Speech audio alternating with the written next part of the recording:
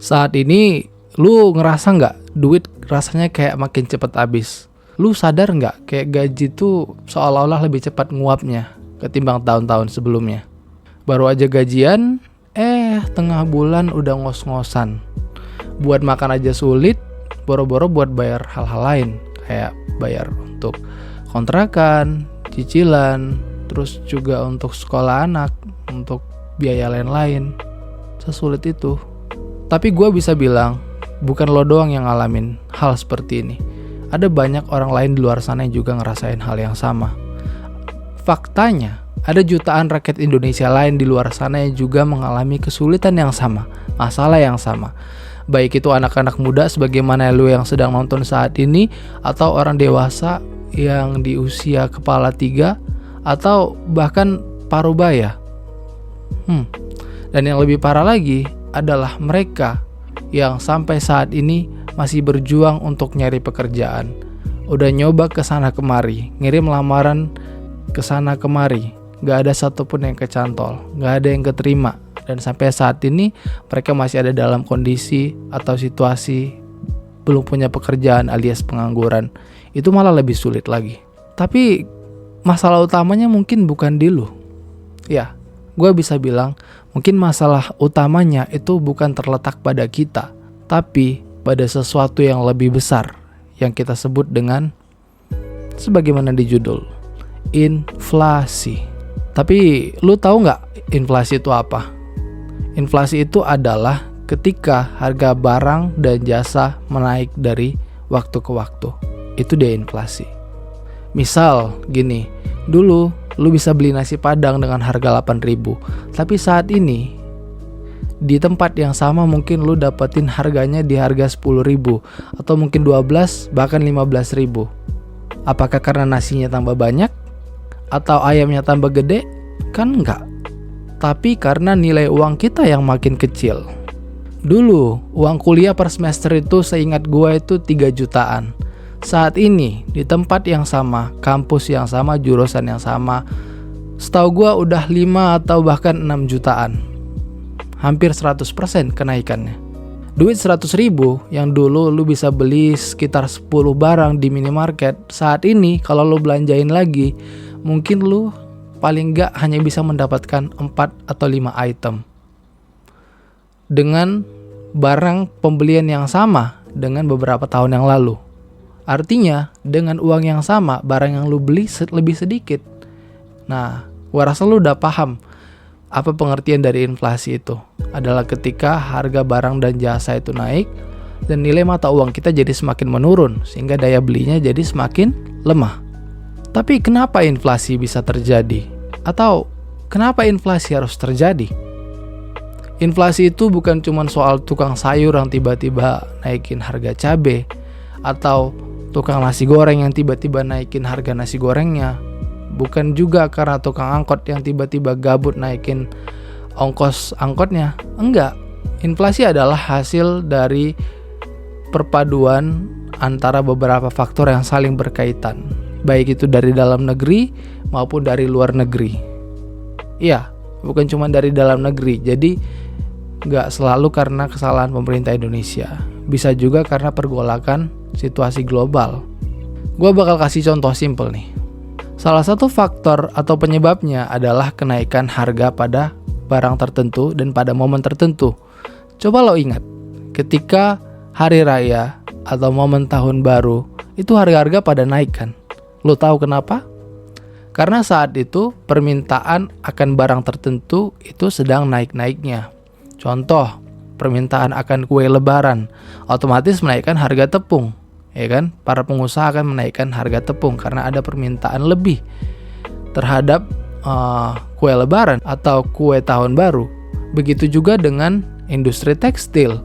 Masyarakat Indonesia cenderung untuk membeli pakaian baru atau baju baru ketika hari raya ataupun tahun baru, termasuk juga Natal.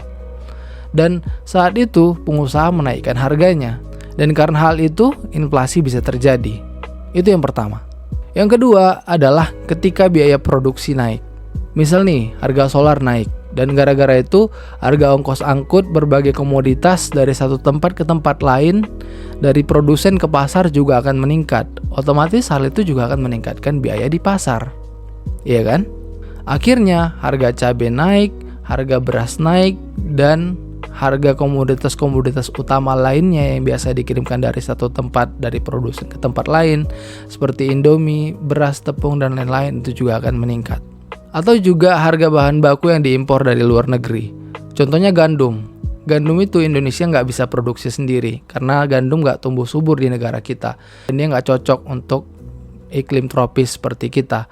Gandum biasanya diimpor paling besar itu dari Australia atau dari Amerika, Kanada, atau Ukraina.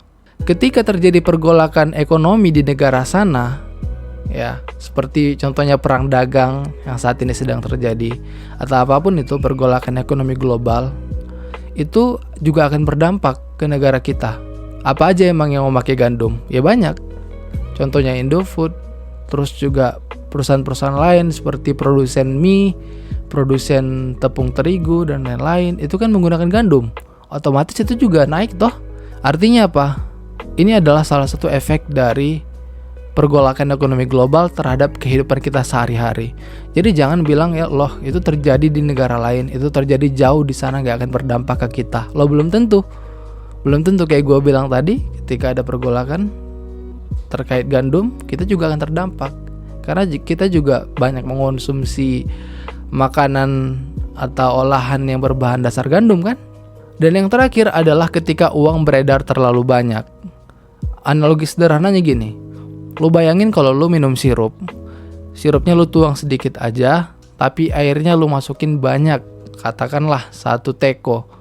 Pertanyaan gua, apakah sirupnya bakal kerasa? Iya mungkin bakal kerasa, tapi bakalan cenderung hambar kan, bakalan gak sekuat itu. Iya, karena terlalu banyak air yang dimasukkan, sementara sirupnya sedikit. Dan sama juga kayak uang. Ketika pemerintah melakukan strategi untuk menyelamatkan perekonomian Indonesia dengan memproduksi sebanyak-banyaknya uang, menyebarkan banyak uang di masyarakat, sementara tidak diimbangi dengan pertambahan jumlah barang dan jasa, baik itu dalam bentuk pekerjaan atau dalam bentuk barang produksi, maka akan mengakibatkan nilai mata uang kita jadi semakin menurun. Karena itu tadi, uangnya makin banyak, sementara barang dan jasanya tidak bertambah. Pekerjaan tidak bertambah, industri tidak semakin maju, begitu juga produksi berbagai industri, segitu-gitu aja. Daya beli masyarakat jadi makin menurun toh. Itu adalah penyebab yang terakhir. Jadi apa sebenarnya dampak inflasi ke kehidupan kita pribadi? Inflasi bukan cuma soal angka di berita. Ini soal hidup kita. Kita merasakannya langsung. Belanja bulanan makin mahal, gaji segitu-gitu aja, otomatis tabungan juga semakin menipis, ya kan? Mimpi sederhana kayak pengen beli motor baru, atau mau ngajak keluarga jalan-jalan, atau makan di restoran, atau mimpi sederhana lainnya itu karena hal ini jadi semakin jauh gitu. Yang lebih sedihnya lagi adalah inflasi ini gak peduli lu itu siapa. Mau lu itu pedagang, atau ojek online, atau freelance, siapapun itu bakal kena. Nah kadang gue sampai kepikir, inflasi itu kayak maling kecil yang tiap hari nyolong dari kantong kita. Hari ini lu cuek, gak peduli soal ekonomi, gak peduli soal politik, mau pilih siapa aja bebas, ya kan? Pokoknya siapa yang ngasih duit itu lo pilih. Tapi setahun kemudian lo baru kerasa tuh efeknya. Nyari kerja susah, gaji makin gak kerasa, ekonomi makin sulit, gonjang-ganjing, ya kan? Artinya kita sebenarnya gak boleh nggak peduli itu. Tapi tenang, kali ini kita bakal bahas gimana caranya supaya seenggaknya kita punya kendali dalam menghadapi situasi yang sangat sulit ini. Seenggaknya dari gua ada 7 cara, dan gua harap lu bisa dengarkan ini baik-baik sehingga lu bisa ambil pelajaran dan bisa implementasikan atau menggunakannya dalam membantu hidup lu, seenggaknya agar lu bisa bertahan menghadapi situasi yang sangat sulit ini. Yang pertama adalah evaluasi dan prioritaskan pengeluaran. Saat inflasi terjadi, penting banget bagi lo untuk memikirkan lagi apa sih yang benar-benar penting untuk lo keluarkan. Apa sih pengeluaran yang memang betul-betul urgent. Kayak kalau situasi lagi sulit, pasti yang terpenting itu adalah memenuhi kebutuhan pokok dulu kan. Memenuhi kebutuhan primer untuk makan, untuk sekolah, ya kayak gue bilang tadi, untuk bayar listrik, token listrik, terus juga air, internet, dan kebutuhan-kebutuhan dasar lainnya. Sementara untuk kebutuhan hiburan itu penting, gak bisa gue pungkiri. Tapi kalau masih ada kebutuhan primer yang harus dipenuhi, maka utamakan kebutuhan primer. Contohnya, antara makan buat beberapa hari ke depan dengan nonton konser. Ya, lu harus lebih pilih makan dong. Atau dengan nonton bioskop, ya lebih utamain ngisi token. Atau kayak yang lagi ramai di berita, Kang Deddy Mulyadi, ada anak sekolah yang menuntut untuk acara perpisahan tetap diadakan. Sementara kita tahu acara perpisahan itu pengeluarannya besar, dan kondisinya anak sekolah ini dengan keluarganya ada di ekonomi yang sulit. Tapi mereka tetap memaksakan agar tetap bisa pergi perpisahan. Yang gue nggak menyalahkan perpisahannya, tapi ketika mereka punya kebutuhan yang lebih urgent, sementara mereka mengutamakan untuk hiburan, untuk pengeluaran besar itu untuk perpisahan, maka menurut gue kurang tepat. Maka sebaiknya adalah mengutamakan kebutuhan yang memang primer, utama. Yang kedua adalah diversifikasi pendapatan. Mengandalkan satu sumber pendapatan aja itu nggak cukup, bisa benar-benar beresiko. Karena itu sangat gua sarankan untuk mencari sumber pendapatan lain, pemasukan lain yang mengandalkan keahlian atau kelebihan yang lu miliki, gitu. Jangan hanya berpangku di satu pekerjaan, karena kita nggak tahu situasi kedepannya akan semakin sulit atau gimana. Misal freelance atau jualan online, atau pulang dari kantor, pulang dari tempat kerja bisa bawa ojek online. Itu kan pemasukan tambahan. Yang keempat adalah dengan cara meningkatkan literasi keuangan. Artinya lu harus meningkatkan pengetahuan tentang pengelolaan uang. Karena semakin baik pengetahuan lu tentang uang, maka semakin baiklah pengambilan keputusan finansial. Lu bisa mulai dari membaca buku, mengikuti seminar, atau nonton video-video di YouTube yang membahas tentang literasi keuangan. Yang kelima adalah dengan memanfaatkan diskon dan promo. Maksud gua adalah lu harus bisa mengoptimalkan atau cari tahu tentang diskon, cashback, atau promosi dari berbagai toko yang ini bisa membantu menghemat pengeluaran lu tanpa mengorbankan kebutuhan, ya kan? Karena contohnya ada toko yang ngasih diskon 50%, ya lebih bagus beli di situ toh untuk bisa menghemat 50%. Artinya lu bisa dapat barang yang lebih banyak, atau lu bisa save sebagian lagi untuk kebutuhan lain. Yang keenam, dan ini adalah salah satu yang paling penting, adalah hindari utang konsumtif. Dengar kata-kata gua. Utang konsumtif itu sangat membahayakan, ya. Apalagi di masa-masa sulit seperti inflasi saat ini. Ini adalah satu hal yang harus lu hindari. Karena banyak utang saat ini yang sifatnya itu menjebak. Contohnya lu gunakan untuk beli sesuatu, bunganya bisa tiba-tiba meningkat berkali-kali lipat.